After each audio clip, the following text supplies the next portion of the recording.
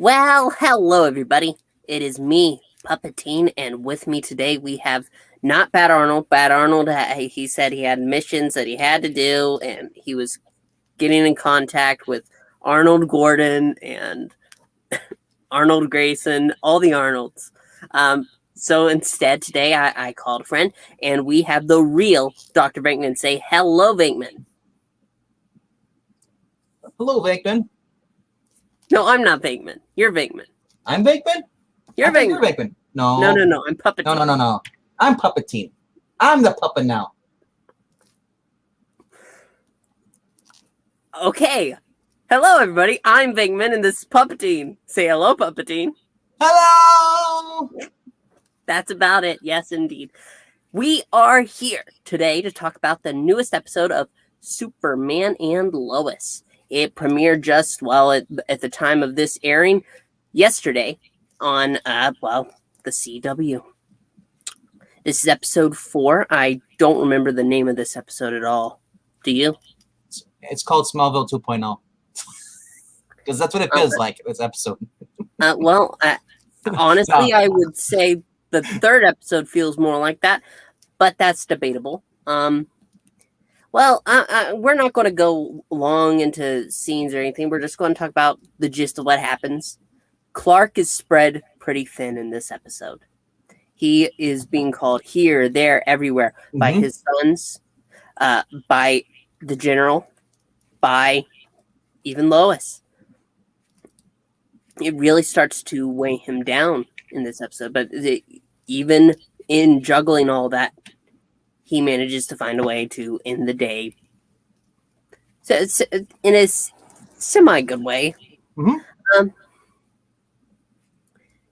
I have to say that while this episode isn't nearly as strong as the others, I still did enjoy it. I know that's not going to be a popular opinion with you, Venkman. This episode, we're starting to remind me of that song.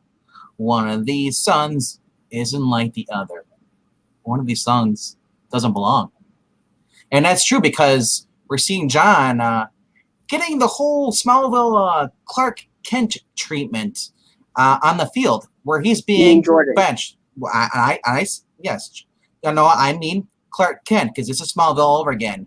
Jordan's been going in his dad's football, steps and going in there and basically cheating his way. And I wish John Snyder was on there just to smack the crap out of Clark and say, like, are you kidding me? We went through this. Your son should not be playing because he has powers. Well, the kid, what you want to call it? First Sawtooth said he doesn't have powers twice. Dude, you see him on the field. And this is where I side more with the general.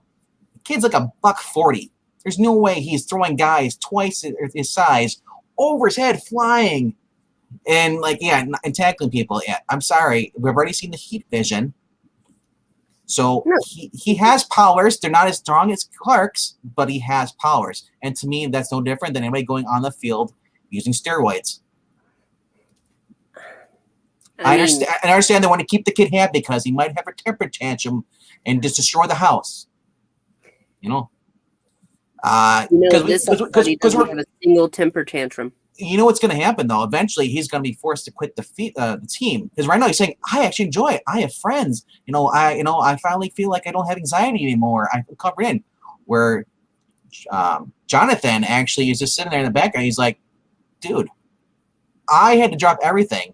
As we see in there's even a preview of this in the next episode where he says, like, "This town is my kryptonite. I gave up everything for this, and I get nothing in return." And I feel bad for him because he doesn't have powers. I feel bad for him too. See, I get that. At the same time, it was in the last episode John himself who said, "I think Jordan needs this." He did, but Clark, knowing better, knowing what it's like to play on the field, and remember, this isn't the same Superman that was in Smallville. That was Tom Welling. It's a totally different thing. That was a WB. So I'm curious to see what Clark's experiences was on the field before. What made him quit? Was it his dad, or because I think I recall him saying in was it episode 1 or 2? His dad didn't want him playing football because it was It wasn't unfair, football, it was baseball. or something like that.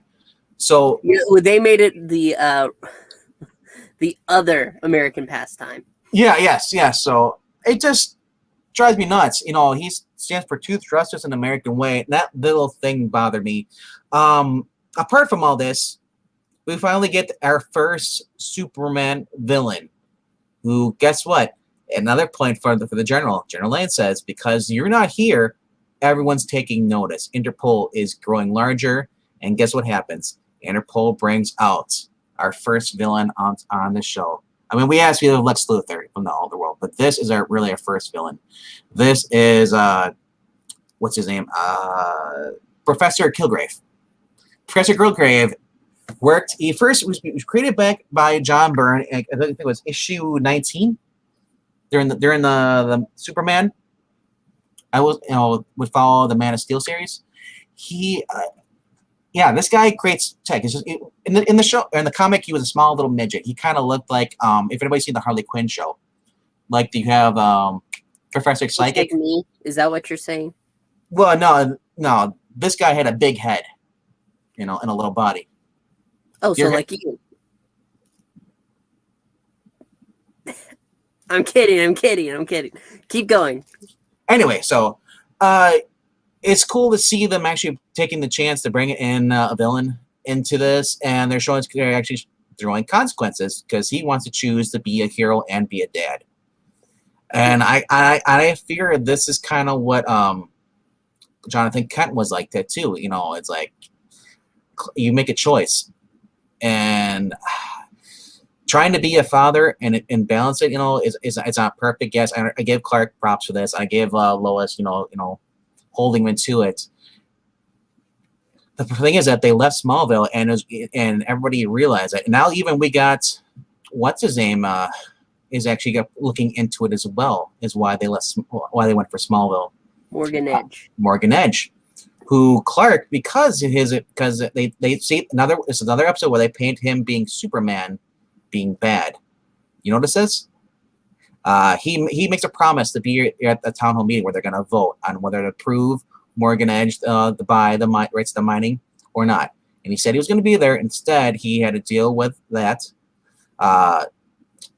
Professor Kilgrave, and then he went. Well, not even before that, he had to go around searching for him too.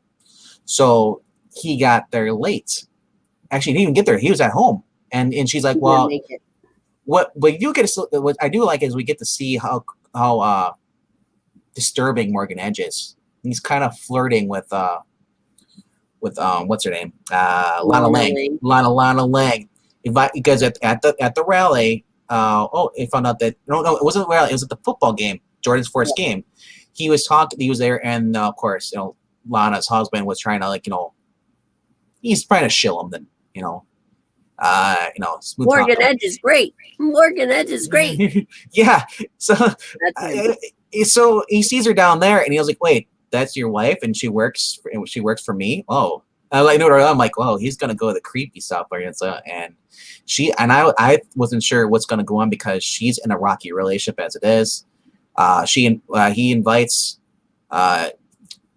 Lana's husband and her out to dinner. They go out there, and the whole time, like, he's talking to her singular out at the table with his back turned and all that, and her husband didn't even notice this, but yeah, he was flirting with her. He's like, really, you chose to stay in a dump town like this? I'm thinking, wait, you're trying to buy the mining rights and you're talking crap about Smallville? Yep. That was bad writing. Well, or because maybe he was drunk. His objective changed in that moment because he wanted to get down and dirty with Miss Lang, but Miss Lang. I said Lang, g. The G is there, sir. You gotta pronunciate. Yeah, Mrs. whatever the Kyle's or Pete's or whatever his last name is. Not Pete. Pete's a definitely different guy. Yeah. I think this is Kyle is her husband. Kyle, anyway, yeah. So she confronts him confronts her husband next day and says how she felt disgusted by this guy. It was kind of not, and you didn't bother to notice. You were too busy getting off there. and they kind of get in an argument. She goes out with a drink with Lois Lane, and they basically go out and do shots and stuff. The wind down. I like how in this episode we actually get to see more of Lois being Lois. Like at the exact, she's gonna write the paper, and here it comes the woman who destroyed the other guy from the last episode in the car, killed him with heat vision, which we still don't really know how that's being made. If that's Cadmus or if this is something else. Because she definitely, I don't think she's Kryptonian. If she was, she wouldn't care about less about a human. She's not, because look at Zod and Pharrell, I think her name is. Yeah. So I like to see that we get Lois basically going up to Morgan Edge before the town hall vote, and going basically like, hey, it's like, calling out on your bullshit, and she even talks down to that woman who was standing there with them at the mine, the small of the mine, and was saying, it's like, oh, what, you got nothing to say to me? Oh, okay, shut up then. It's like I just totally I was like, man, I love the feisty Lois Lane. I don't know about you. I love the Margaret Kidder version, and I love the Dana Delaney version on the Superman cartoon we watched.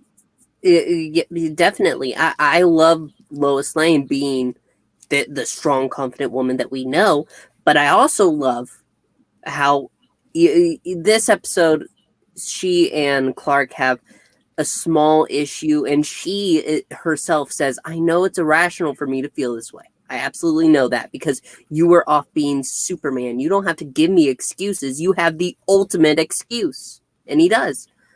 But she's like, I need to go have a drink. I need to go chill out a little bit, and I'll be back later. And Clark, in response to this, he sets up this whole romantic evening to make up for the I guess missing the town meeting. That is what it was. Yeah. And they share a nice moment that I'm really glad that we had.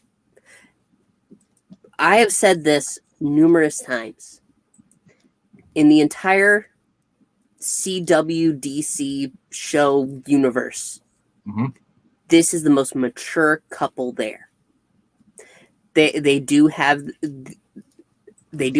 problems at times, but it's never getting in the way of them actually handling their lives. They even talk about it a little bit with Lois talks about how we used to go on dates and all that stuff, when we're dating and stuff, and stuff. But now it just seems like we're getting overworked. And then, with the kids and all that stuff, we don't have time for us. It's like, it feels like the romance and the marriage is kind of like struggling a little bit. She admits this to Lana while they're out drinking, And Lana says, well, yeah, we're not exactly the couple. Because originally Lana talked about her whole thing, how her and, 15 years with her and her husband, they haven't been kind of on and off, and it's kind of tough, but they make it work. And then she says, and she applies to Lois, like, well, you guys are the perfect couple. It's like, and that's when Lois admits that, yeah, they're not the perfect couple as everybody thinks they are. It's like, there's times, where, so I love how Clark makes it up to her, because he felt so bad about missing the thing. It's like, hey, it's like, and she's like,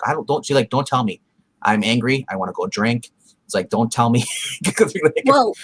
She understands why he was missing. That's the important thing. It's not, oh, you didn't prioritize me, and this is it. I need to just go away. She said that I know that you had to do what you had to do. Yeah. It does hurt me a little bit for you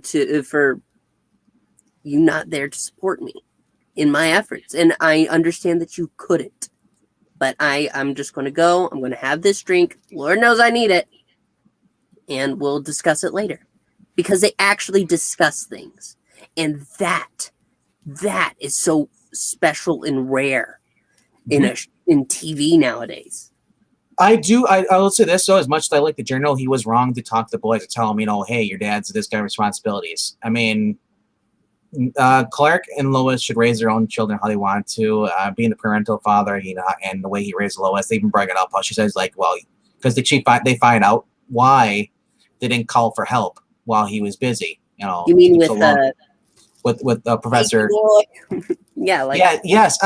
Who in I guess, and as I said, this is where it gets like Smallville, because we already heard about the talks about they must have hit a phosphorus patch or something like that, and it caused the kid. If Jonathan thinks he's, or not Jonathan, but Jordan thinks he's the one that gave the kid powers. yeah. And not only this, it's reinforced by, we also find out that the reason why Morgan Edge wanted this town because there's kryptonite in there. And it's yellowish. Did it look yellowish? What did he call it? What did he call Some it? of it looked yellow, looked like it was yellow, but the bottom was definitely green. But what did he call it, though? I called, don't remember I that. thought he had a special name for it. I don't know, but anyway, yeah, it's kryptonite there, and I'm thinking, this kid was hit by a blast by the mind. Did the kryptonite give him powers? Are we going back in the freak of the week? I should say. Well, it's better than what Batwoman has decided to do with kryptonite. Well, yeah, I understand. Yes, I'll give you that. But I mean, are we going to back to the wall weird? Are we going to have the kids trying to solve this and try to help the other kids that are being affected by this? Or are they just going to say that? But it would give a plot besides just random teen drama, which we actually didn't get a lot of random teen drama except from the random teens, the one with the Lois, he's a metahuman now. Apparently, he could control himself. He was vibrating so fast. I'm like, is he a speedster now? He just couldn't. Yeah, he just couldn't control his shaking. And they tried to calm. Jordan went over there and tried to grab his arm. And for a while, he was able to use his super strength to calm him down. But then he got thrown. So finally, they called Dad. And he gets. And I love this how it was so weird how he was just letting this guy beat him with a sonic blaster gun device, and then as soon as it gets caught, he's like, "All right, now I'm serious," and he does the clap, and I was like, as I was saying, when he was first being blasted, idiot, just use the clap, use your thunder clap, that will reverse the sonics. We've learned this, before. Yeah. Definitely. I was a little confused about that. I thought that was a mistake. But I did like the fact that they actually did use it, because I was thinking how are they going to get him out of this thing? Like I said, this show seems like it has a little bit more special effects than Supergirl. They're kind of going out more. A little. Did you just say little? I need to know that word. The flying scenes are still the same as Supergirl. Yeah, but the flying scenes aren't my main complaint about Supergirl. It's little flat as hell toy people flying around, and oh look, they're all around us, flying around like mosquitoes. It looks like something a child could do. No, I know what you're talking about, and that's when they show them. They look like little, they're flying around fast, like little flies, because they zoom far out. It was horrid. Supergirl also had problems where when someone wanted to teleport, Flash, or we were supposed to believe that using a holographic transmitter device thing that the aliens use to hide and blend in. Supergirl was is overweight construction worker eating a donut, and all of a sudden he disappears, fades away, and it's Supergirl. It's like, yeah, that was really horrible budget. And it was even PewDiePie it was worth mentioned by PewDiePie to know that they have a horrible budget. They have no budget. It's what are they spending on? And I think it all went to Arrow. Now that Arrow's gone, they spent the budget that they had on Supergirl. I think went to that one episode with the dragon, and they decided, okay, we can never have budget again. Like I said, I think Arrow was a flagship. So I think most of the money went to Arrow, if there was any money at all. Then they had to do Flash. Those were your two your main budgets, right there. Where Supergirl was trying to give it a very limited budget. But I do like now it feels like Superman has the budget. But there is one good thing about this. It's been debated about, and it's been talked about too, that this show has nothing to do with the Arrowverse. It's its own continuity. They decided to ignore the events of Crisis, even though they have two sons. But this is also could be because of the fact that Melissa Benoist was pregnant, just gave birth to her son while they were filming this, so she wanted to spend time with her son. So that's why she hasn't showed up on the show at all.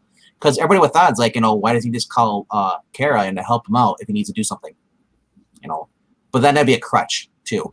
But see, I can't use that logic with superhero shows. Even though they're all connected, they're not going to just all call each other every time they have a problem. That Superman could definitely help out in Gotham. The reason I say is because they build up in Supergirl saying that Clark, as I said, that you're the paragon of hope. You're like all this stuff. You're the strongest of all of us, the smartest, the best. You're the best of us. You're better than me. Clark was always her backup when she needed help. He'd pop up. But I said I love the fact it's not focused on that. We haven't had any crossover with Barry, the Flash, or stuff. If anything, if you want to do a crossover, wait till the Green Lantern shows out on the HBO Max, and then have a crossover. Since they're probably going to be the same people making it, I would assume, but I could be wrong. It's still a DC property, but I don't think so because I read the article you sent. There's another article that was discussing the fact that John Diggle from Arrow could be continuing his Green Lantern storyline in The Flash. If that's the case, they're not allowed to connect that Green Lantern with the Green Lantern show. Even though I do love that actor. John Diggle, the character, he's had stupid moments on the show, but overall, he's been a really solid character that I do enjoy, and I'd love to see him in that Green Lantern action. Yep. I feel like they're waiting to really push the one world narrative because of the virus. Yeah. Puppet-19. I know. I had it myself. Puppet-19. It was hard to live with, but I did it. And we're getting to a point eventually where things hopefully will get to this idea of normalcy. Mm-hmm. And if so, we can have actual crossover events again with some of the better characters of the universes. But I think that's the main reason they avoided it. Also, the article that you sent me about talking about how Superman and Lois doesn't really push itself into, we're a part of the Arrowverse. And I think that's intentionally because they're ending these shows, and it makes more sense. They already have because if they without Crisis put all the different multiple Earths into one, so they're all compact, so all the Lexes are together. Now, if for whatever reason and this sucks because I want John Cryer on the show. I hope he guest appears on the show because he was like a thorn in this Superman side this whole entire time. Like he went to prison and all that stuff, and they had Lena Luthor. So it would be such a waste if they do not bring on that John Cryer to reprise his role as Lex Luthor in any capacity whatsoever. Because and I don't want to shortchange this guy, this new actor. He could be good. We saw from the preview, he shows up. At the in school. Town, just like you want. Yes, I'm hoping because he does join the school and stuff like that, and or in any way or whatever. And we also think with the general, we get to see him. He started an anti-Superman program. Yeah, that's a mistake. Honestly, I feel like he was looking at that piece, and it basically says hell on it. Yeah, 4377. Yeah, or is it LL or is it 7734? Doesn't really matter. Yeah. Go ahead. The point is that he had that in the second episode, I believe, happened where he got that piece, and the Lex Luthor from another world said, "Hey, you can't trust Superman. Don't call him that." He knows Clark personally. The idea that because he's spending time with his family, that you need to prepare and Superman protocol just in case is ridiculous. I understand that he feels like he's getting distracted.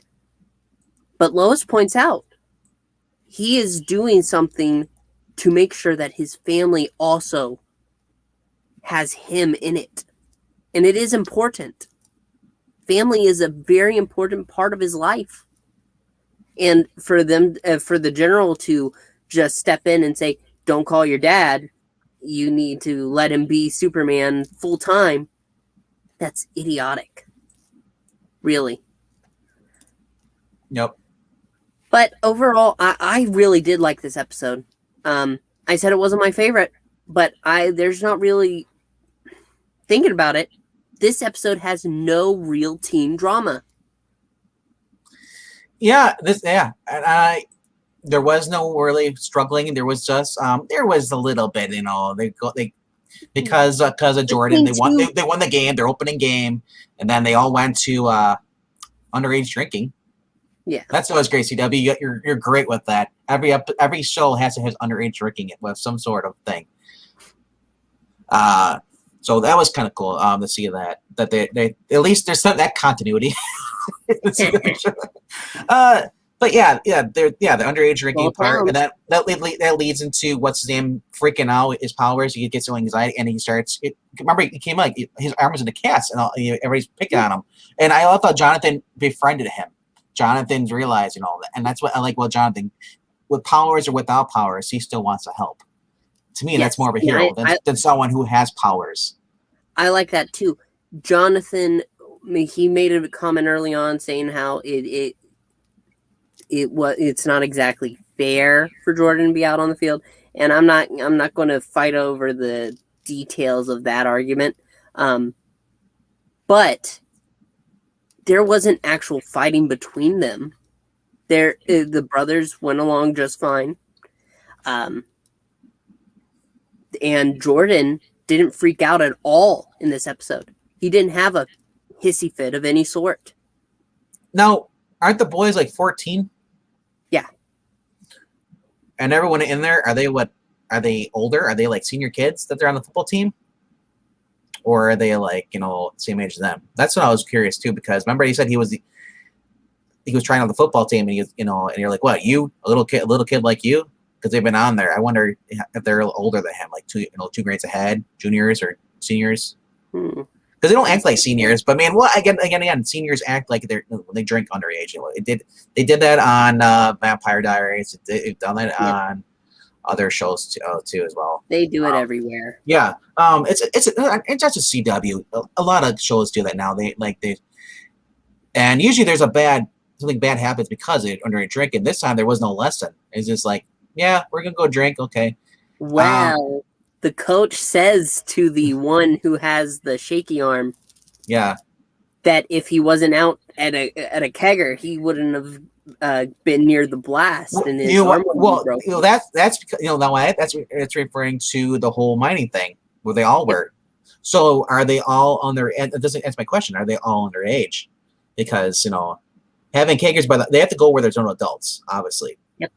And there was no adults in position. So, like I said, apart from that, though, it's like I'm really looking forward to the next episode. I know you are. You're looking forward to Lex Luthor coming into town saying, "Hey, Lois, I've been looking for you." Well, he really wasn't in He wasn't in this episode. I know. He wasn't in the last episode either. Yeah. So, and I'm curious. But the thing is, remember that he's running low on kryptonite. So with Morgan Edge, is Morgan Edge working with him, or he's going to take the opportunity to infiltrate Morgan Edge's thing, as a job working for him, and then just take it because he needs kryptonite in order to kill Superman. And then imagine those two teaming up to go against Superman with kryptonite. Oh yeah. My other question is that the DOD, they don't have kryptonite, or is it only the DOA? That's I'm wondering that too, because I'm pretty sure didn't the DOA well, we're going off Supergirl knowledge. They destroyed all the kryptonite. Didn't they destroy all the kryptonite that they had? The DOD, I don't think they have kryptonite either. No, I don't think they have. From the looks of it, they don't have a lot of kryptonite anywhere in the world, except where Morgan Edge just found some. Yep. So So with Lex Luthor post teasing to be on the next episode, I'm curious to see what his role is going to be. Is he going to corrupt Jordan, or is Jordan going to go down where they're going to have the whole, like I said, kids affected by kryptonite every single time exposed to this? People are going to start developing powers. They're going to wall weird. We're going to get his girlfriend. Well, actually not yet, but she's pretty much. She's like, oh, you keep good company around at the party. She was very flirty with him, and I love their little moment. They're like, yeah. He's like, well, I should go check my brother. He's like, she even brings up the point. You know what? If you get all the popularity, he's used to football. He's a popular kid. He's not used to being shunned like this. You should take it easy on him. And I feel like Jordan kind of brushed it off a little bit. Like, he's fine. He can handle himself. And I was thinking, like, Jordan, are you becoming like a red kryptonite without the red kryptonite? Super son? I don't know. But like I said, those are what I'm looking forward. I'm looking forward, Lex Luthor, Morgan Edge, this kryptonite. Who is the mysterious lady? Is she from Cadmus, or they're going to make her an actual Kryptonian? Because Supergirl had Kryptonian show up, but they didn't. It wasn't Zod though. Not that I remember. I don't recall. No. They didn't have Zod on the show. So, and Superman has a big rogue gallery. So we could see Zod in a future season coming there. Before the Crisis and then Superman had it where he had killed Zod before. Yeah. But then, so then, if Zod comes, he shows up with his son, and his son attends class at Smallville High. Hello, neighbor. Hi, Zod. This will become Resident Alien. Right. Well, we don't. The only thing I'm missing from this show is having a Martian Manhunter, and I think the actor who plays Martian Manhunter on Supergirl would work well on this show as guest appearing and all working close. He is wasted on Supergirl, honestly. If absolutely he needs to go somewhere after Supergirl ends, bring him here. I am down for it, man. Bring me more super villains. Obviously, and the thing is that it sucks because they're living in Smallville. This is the problem I have with this, having the show based in Smallville, because you can't really bring in the super villains. He's going to have to keep going to Metropolis to fight them. It just seems kind of weird. Because when in the comics during Rebirth, I said they were hiding out with their kid and stuff, and they had Jonathan. He eventually became Superman, but Jonathan was still 10 years old, and he'd have to worry about all this high school stuff and everything going on in Smallville. He could focus his time going over that.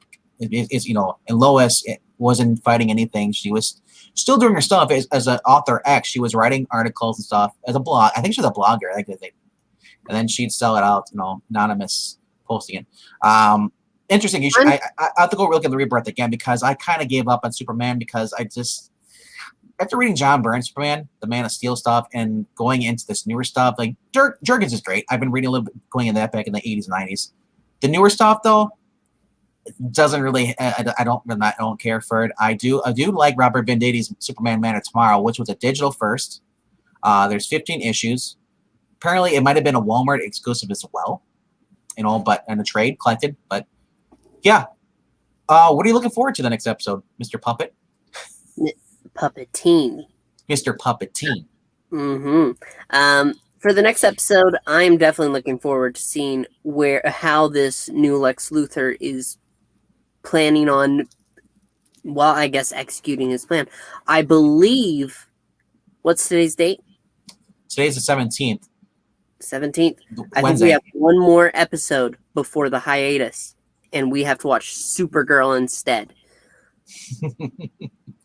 Everybody who has been watching this, and anybody who has been, this isn't going to be good, I'm not going to enjoy this, here it comes, you're going to regret ever complaining about Superman and Lois when Supergirl returns. Let me tell you that, because I'm already regretting it. I am looking forward to this, because I'm going to say this, and also because I want to see John Cryer in action. I hope John Cryer has a stronger role in this. We saw it with the whole events of Leviathan in the last season. I am looking forward to see what Lex Luthor does for this final season. Because so far, everybody, he's a good guy. And I believe, isn't he the president? Or going to No, be? Going to be? president. But you're right. He is seen to the world as the good hero. guy. Yeah. I'm hoping that they do not defeat him. Because if they defeat him in Supergirl, he cannot appear in Superman and Lois for at least like 2 seasons. No. Like I said, it's not connected. I believe it is connected, sir. I believe it is. I don't believe it's in the same universe. I'm going to stick with the idea that reason I say, because the events of Crisis, you cannot have another duplicate of a Lex Luthor running out without, unless you're saying that John Cryer, because John Cryer is a Paragon, so they would all go into him. Well, no, it wasn't that they all go into one. That was a Nash Wells is that I said that was also with Brainiac on Supergirl, even Beth and Batwoman. She was having until they merged. One of them dies. You know, they had headaches. Yeah, that was in that. So this is part of the. If they're gonna say it's part of the Arrowverse, you need to address that stuff. Otherwise, do not say it's part of the Arrowverse and then snub everything else, because that's no fair to the actors who did all that stuff and the writers. Let me hope, sir. Let me hope that this is the shining star of the Arrowverse. I honestly I don't want to connect to the Arrowverse, because and I don't want Lois Lane becoming infected into saying like, no, I'm the captain. You do what I say. I don't want that. Don't put that idea out there. I'm simply saying I wouldn't mind Superman interacting with Flash sometimes. Yes. I'm as much as I want that, I just hold everything with a grain of salt. We'll see what happens. Keep your hope. I don't want to crush your little spirit, your little purple heart. But so everybody, those are our thoughts on the episode. We want to hear what you think. So below, please leave your comments. Tell us all there is to tell. If you saw the episode, did you like it? Tell us why. Did you not like it? Tell us why. We want to hear from you. Make sure that you like this video. And if you don't like it, I guess you can leave a dislike. Just give us some attention, please. And make sure you're subscribed. If you're not subscribed, why not? Don't you want more of these fantastic shows with me, Bat Arnold, and the real Dr. Venkman over here? How often do you see the real Dr. Venkman? So, yeah. Speaking for Venkman, speaking for myself, thank you so much for watching, and bye! See you real soon.